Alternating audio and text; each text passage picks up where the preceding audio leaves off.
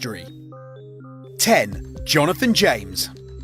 At the age of 15, child prodigy Jonathan James hacked into basically everything he could, from the Florida-based Miami-Dade school system to the US Defense Threat Reduction Agency, who was supposed to protect the country from weapons of mass destruction. He even found a way into NASA systems, stealing $1.7 million worth of software which could control the physical environment of the International Space Station. As a result, NASA was forced to shut down their system for 3 weeks, which cost $41,000. This national security breach wasn't taken lightly, and in 2000, James was arrested and convicted on 2 counts of juvenile delinquency. His sentence: 6 months house arrest, probation until the age of 18, and a written letter of apology to NASA. He was on the government's radar from then on, and in 2008, James's house was raided when he was suspected of taking part in another series of hacks. But the possibility of being jailed for a crime he claimed he hadn't committed evidently spooked James, and he killed himself, despite not having actually been arrested for the crime. 9. Matthew Bevan and Richard Price. A mentor is supposed to take you under their wing and show you the ways of the world. But instead, 16-year-old Richard Price was shown the dark side of the Matrix when he and his 21-year-old mentor Matthew Bevan committed a series of hacks against government agencies. Together, they hacked the United States Air Force, NASA, and NATO, copying battlefield simulations and trying to find evidence of UFOs. In addition, the pair hacked into the Korean Atomic Research Institute database and copied the information onto the United States Air Force systems. The US didn't know who had given them the information and were concerned that if North Korea found out, they could accuse them of spying and potentially threaten war in return. Luckily, the data was South Korean, meaning any potential tension could have been easily de-escalated. The pair got off lightly, with Price fined $1,500. By the time Bevan's case came to court, the lack of evidence against him led to a full acquittal. 8. Edward Mazurchik. Do you remember the nude photo leak in 2014, wittily referred to as Celebgate or the fappening by 15-year-olds with sticky palms? Well, this was down to several figures, including Edward Mazurchik. The serial hacker cracked the iCloud and Gmail accounts of hundreds of celebrities in order to obtain nudes for his personal use. But this didn't last long, and these nude images found their way onto the internet for everyone to see.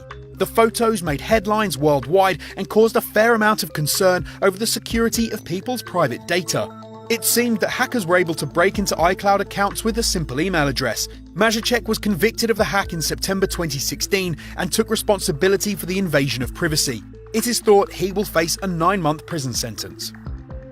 7. Gary McKinnon. British citizen Gary McKinnon has been called the most dangerous hacker in history after being accused of hacking 97 United States military and intelligence systems over a 13-month period, starting in 2002. On one network alone, he caused 2,000 computers to be shut down, deleting weapons logs and other important files. During another hack, McKinnon got straight to the point and left a message, "Your security is crap," on the US military's website. According to McKinnon, this campaign of messing with the Americans was largely to do with his attempts at trying to find evidence of UFOs. I found what I was after. I found evidence of UFOs and the fact that NASA covered them up. After hacking into NASA websites, he claimed to have found images of extraterrestrial spaceships. It had no sort of seams or rivets. It didn't look man-made at all. He also claimed that he'd uncovered an Excel spreadsheet detailing the names of non-terrestrial officers who work in the US Air Force, as well as the details of a space program named Solar Warden. He was eventually detained in 2002 when an American grand jury indicted him and called for his extradition. However, he wasn't handed over, and 10 years later, the British government threw out the case against him. 6. Guardians of Peace.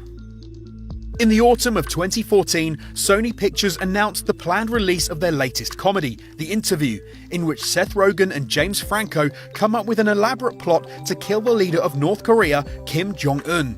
But before the film could be released, a group calling themselves Guardians of Peace demanded that Sony pull The Interview from upcoming screenings. They revealed that they had hacked Sony's system and stolen information, including 47,000 social security numbers and a whole series of embarrassing emails. These purportedly revealed Hollywood secrets and celeb gossip, including an email by Hollywood producer Scott Rudin in which he called Angelina Jolie a minimally talented spoiled brat. Not content with just embarrassing Sony, the Guardians of Peace went on to release malware on Sony systems and even threatened to commit terrorist attacks at film screenings if the interview wasn't canned. While the US formally accused North Korea of the attack, there are those who say that it's too convenient. The hackers have never been caught. 5. Carl Koch. Now to the dark days of the Cold War. Carl Koch was a German computer hacker during the 80s who associated with a group called the Chaos Computer Club. This group of renegades would hack into US government computer systems and steal information and source codes to sell to the Soviet security agency, the KGB. On their hit list was NASA, as always, the US Chief of Staff's databank, and the Max Planck Institute for Nuclear Physics.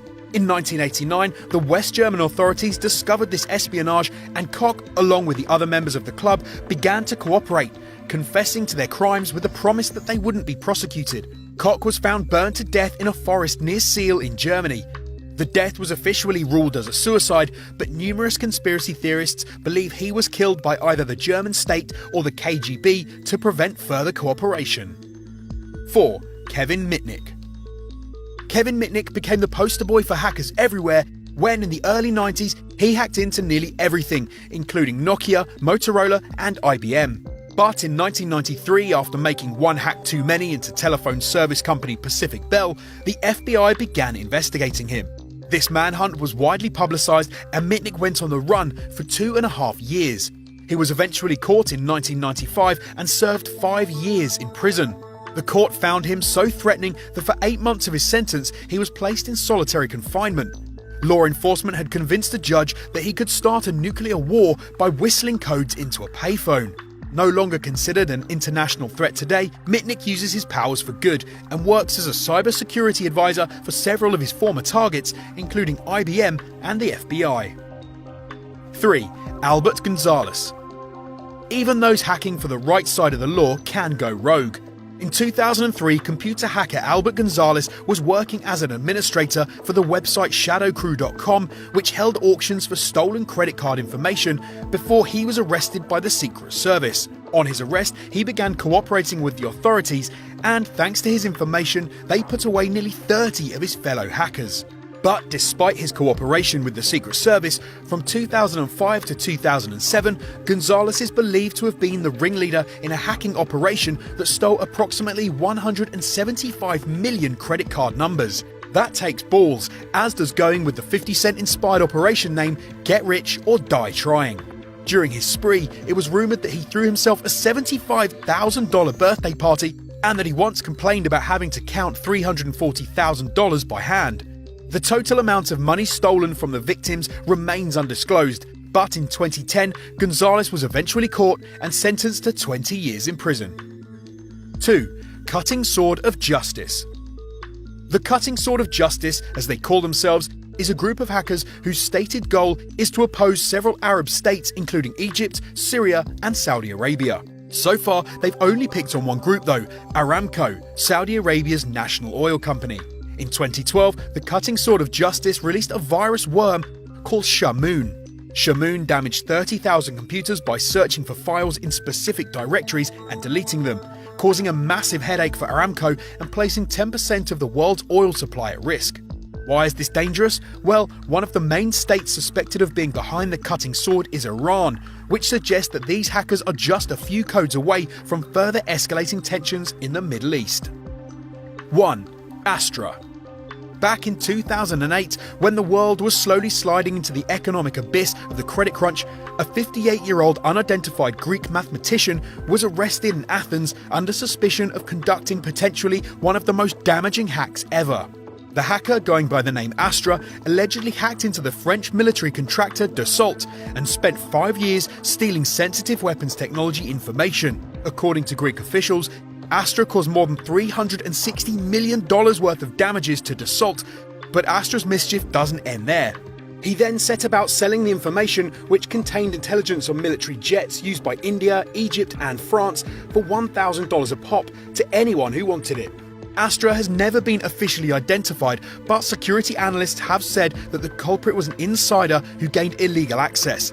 For his crimes, he was sentenced to 6 years in jail.